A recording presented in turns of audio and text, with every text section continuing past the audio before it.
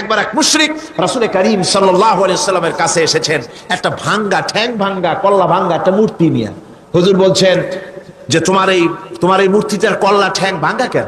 সে ব্যক্তি কইল যে হুজুর এটা হলো আমার খোদা, বিপদ আপদ থেকে বাঁচার জন্য সবসময় বগলে রাখি, না জানি কোন সময় কোন বিপদে পড়ে যাই। পথে চলতে গিয়ে পেশাব আসলো, ভাবলাম খোদারে নিয়ে এই কাম করুম, তার রাস্তার উপরে দাঁড় করায় রাখা এরপরে আমার কাজ সারলাম।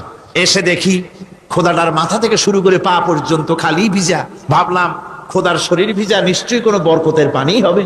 কোলে তুলে নিয়ে চাট আরম্ভ করলাম। চাটতে গিয়ে টের পাইলাম যে গন্ধ লাগে টক টক। আশ্চর্য কথা, বরকতের পানি এরকমের ঝাঁঝালো গন্ধ, নাক ছিঁড়ে যাওয়ার মতো। বিষয়টা কি, কিসের বরকত?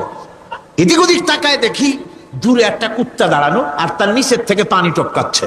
তখন বুঝলাম কি বরকতের পানি।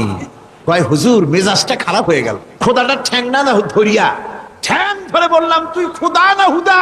কুত্তার পেশাব দিয়া নিজের বাঁচাইতে পারো না, আমারে বাঁচাবি কেমনে? জিজ্ঞেস করলেন আমার কাছে কেন এসেছ? মুশরিক ব্যক্তি বলছি ইয়া রাসূলুল্লাহ, জীবনের ভুল বুঝতে পেরেছি, আমি এখন তাওহীদের শরবত পান করতে এসেছি। নবীজি বললেন পড়ো লা ইলাহা ইল্লাল্লাহু মুহাম্মাদুর রাসূলুল্লাহ।